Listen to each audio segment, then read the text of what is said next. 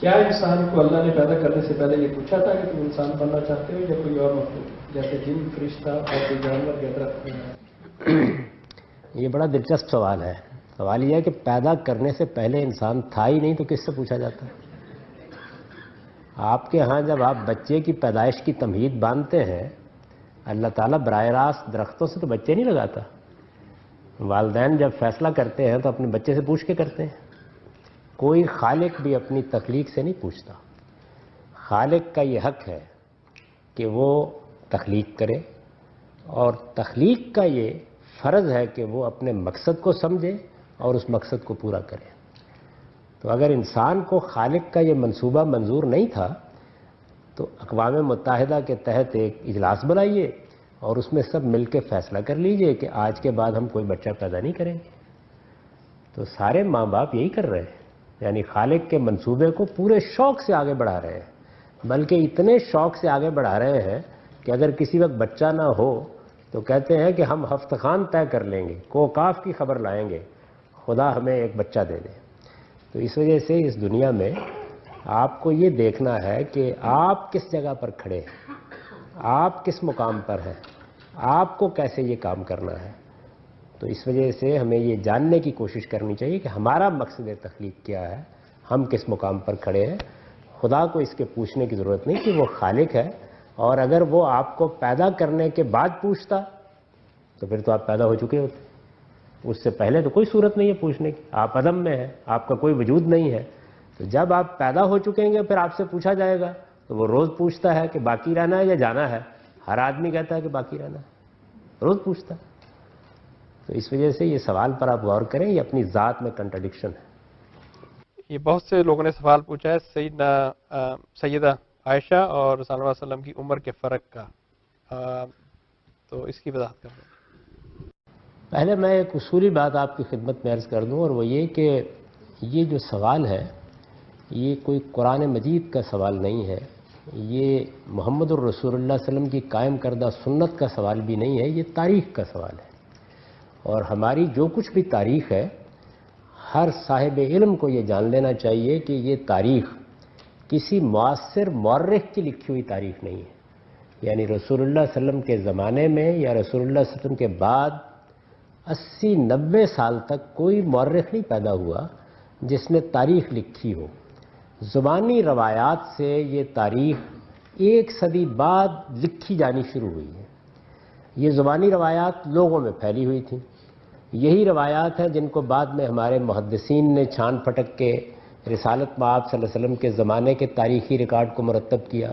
یہی روایات ہیں جن کو ہمارے مورخین نے بعد میں اپنی کتابوں میں لکھا. تو کم و بیش 1 صدی تک کسی مورخ نے قلم نہیں اٹھایا.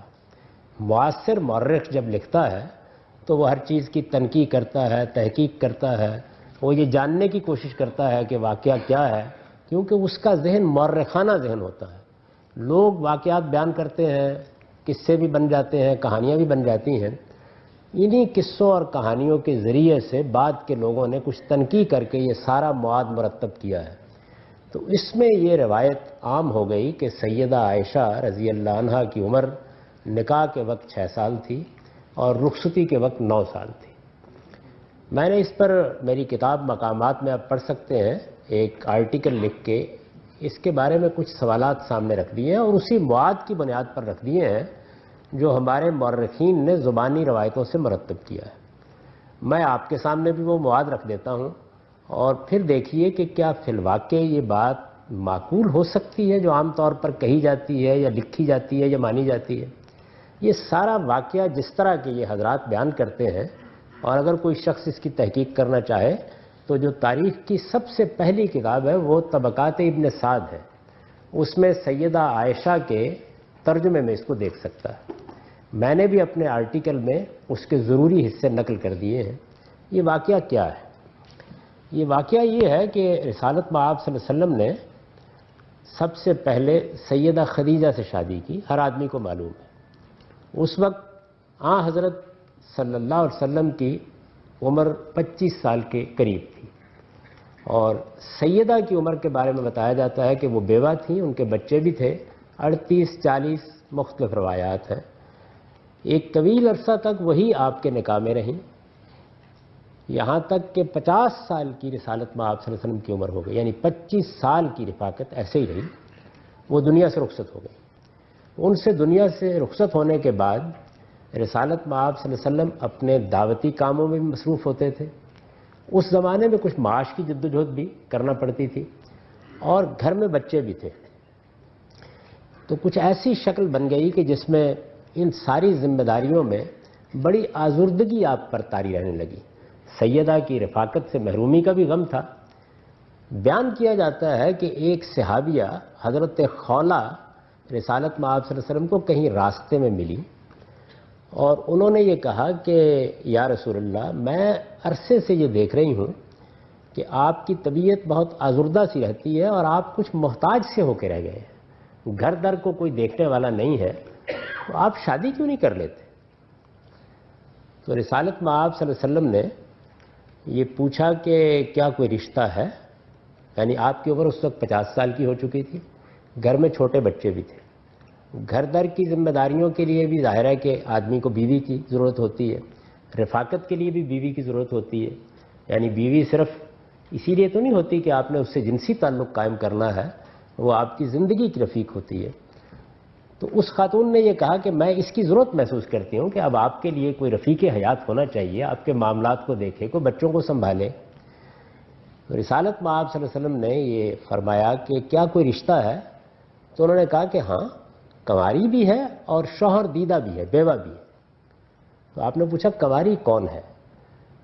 تو انہوں نے جواب دیا کہ وہ آپ کے بھائی ابو بکر صدیق کی بیٹی، دوست بھی، اور آپ ان کو بھائی سمجھتے تھے، اور آپ پر ایمان لانے والی خواتین میں سیدہ سودا بھی ہیں، جو کم و بیش 50 سال کی ایک بوڑھی خاتون ہے اور بیوہ ہو چکی ہے۔ تو یہ اس نے کہا۔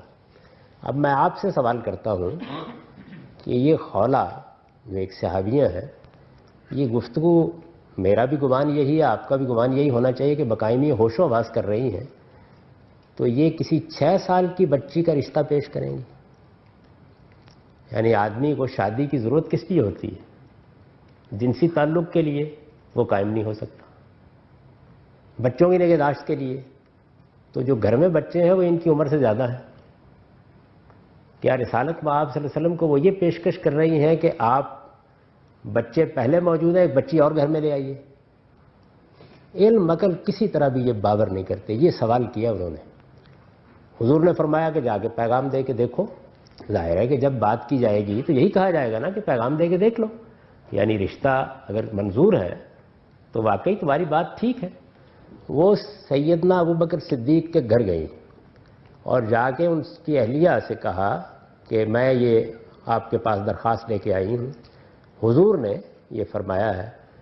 اب جواب سنیے، وہ یہ کہتی ہیں کہ عائشہ کا رشتہ تو ہم کئی برس سے طے کر چکے ہوئے ہیں، لیکن وہ لوگ اب جب سے ہم مسلمان ہوئے ہیں رخصتی پر کچھ آمادہ نظر نہیں آتے۔ تو 6 سال کی بچی اگر وہ تھیں تو اس کا مطلب ہے کہ رشتہ کوئی 4-3 سال کی عمر میں طے کر دیا گیا ہوگا۔ کیا علم عقل اس کو باور کرتے ہیں کہ ایسا ہو سکتا ہے؟ اچھا، پھر اس کے بعد جب انہوں نے یہ محسوس کیا کہ یہ صورتحال بن گئی ہے تو وہ سیدہ سودا کے پاس چلی گئی، ان کو جا کے انہوں نے پیغام دیا، انہوں نے پیغام قبول کر لیا۔ واپس آئیں تو سیدنا ابو بکر بھی جہاں رشتہ طے ہوا تھا وہاں گئے، انہوں نے جا کے وہاں بات کی تو انہوں نے کہا کہ بھائی اب تم لوگ تو گمراہ ہو گئے ہو، اب ہم شاید رشتہ نہیں کریں گے۔ تو وہاں سے رشتہ ختم ہو گیا۔ حضور دونوں جگہ رشتے کا پیغام دے چکے تھے، چنانچہ آپ نے دونوں کو قبول کر لیا اور سیدہ سودا کو گھر لے آئے۔ اس میں جو حکمت پیش نظر تھی وہ یہ تھی کہ ایک بزرگ خاتون، ایک شوہر دیدہ خاتون جس کی عمر کم و بیش 50 سال کے قریب ہے، وہ گھر آئے گی تو اگر میں اس کے ساتھ کسی کنواری کو بھی لے آتا ہوں تو اس کی حق تلفی ہوگی۔ تو آپ نے سیدہ سودا ہی کو ترجیح دی، حالانکہ دونوں رشتے منظور ہو چکے تھے۔ سیدہ سودا کو ترجیح دی، اور اس لیے بھی کہ وہ بچوں کی نگہداشت گھر در کو دیکھنے کے لیے زیادہ بہتر ہوگی۔ سیدہ عائشہ کی رخصتی نہیں ہوئی۔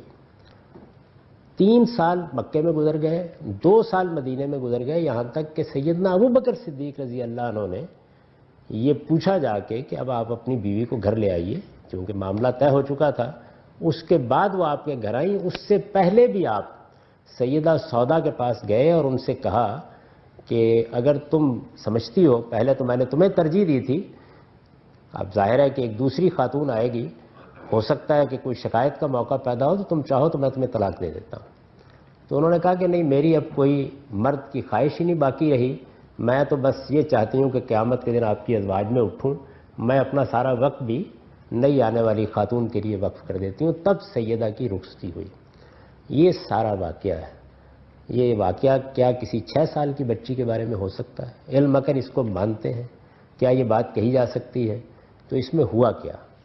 ہوا یہ ہے کہ عربی زبان میں بھی اعداد ایسے ہی بولے جاتے ہیں جیسے انگریزی میں ہے، یعنی اردو میں ہم کہتے ہیں 22 تو 1 ورڈ بن جاتا ہے، انگریزی میں کہتے ہیں 22 تو 2 لفظ بن جاتے ہیں۔ کسی جگہ پر 6 اشر میں سے اشر گر گیا ہے اور بس اس کے بعد کہانی چل پڑی 6 سال 6 سال 6 سال، یعنی 16 سال یا 19 سال کو اگر لکھنا ہو تو عربی میں اسی طرح 2 لفظ ہوں گے، 9 اشر 6 اشر۔ یہ صورتحال ہوئی ہے، اس وجہ سے یہ محض افسانہ ہے، اس کی کوئی حقیقت نہیں ہے۔ علم مکر نہ اس کو قبول کرتے ہیں، نہ واقعات اس کو قبول کرتے ہیں۔ ہماری تاریخ میں جو سب سے بڑے آدمی ہیں ابن خلدون، انہوں نے بالکل صحیح اصول بیان کیا اپنے مقدمے میں کہ جب کوئی واقعہ بیان کیا جائے تو پہلے اس کو علم اور عقل کی روشنی میں جانچ لیجئے وہ قابل قبول بھی ہے یا نہیں ہے، اس کے بعد روایات کو دیکھا جاتا ہے۔ تو یہ ساری گفتگو میں نے آپ کو سنا دی ہے۔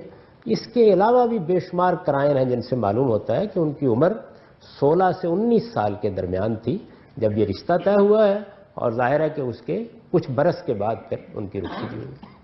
تو میری جو کچھ تحقیق ہے وہ میں نے آپ کی خدمت میں عرض کر دی۔ آپ اس کو مزید دیکھنا چاہیں تو میری کتاب مقامات میں سیدہ عائشہ کی عمر کے عنوان سے آرٹیکل دیکھ سکتے ہیں۔ بعض محققین نے دور حاضر میں اس پر پوری کتابیں بھی لکھ دی ہیں۔ چنانچہ ایک بڑے عالم دیوبند کے بڑے علماء میں سے مولانا نیاز احمد صاحب نے کشف الغمہ عن عمر ام الامہ کے نام سے اس موضوع پر ایک تفصیلی کتاب لکھ دی ہے۔ یہ محض ایک داستان ہے جو لوگوں میں شہرت پا گئی ہے۔ ان کی عمر ہرگز 6 سال یا 9 سال نہیں تھی، وہ بالکل شادی کی عمر میں تھی، ان کا رشتہ پہلے سے طے ہو چکا ہوا تھا، اور خولہ رضی اللہ عنہ نے بہت سوچ سمجھ کر ان کا رشتہ تجویز کیا تھا۔ وہ اس قابل تھیں کہ گھر کو آ کے سنبھال سکتی، معاملات کو دیکھ سکتی۔ یہ چیز جو ہے یہ ذہن سے بالکل نکال دیجئے۔ لیکن جو لوگ بس ایک قصہ، ایک داستان ایک بار رواں ہو جاتی ہے اسی پر ڈیرے ڈال کے بیٹھ جاتے ہیں، وہ اس طرح کی علمی اور عقلی تنقید سننے کے لیے تیار نہیں ہوتے۔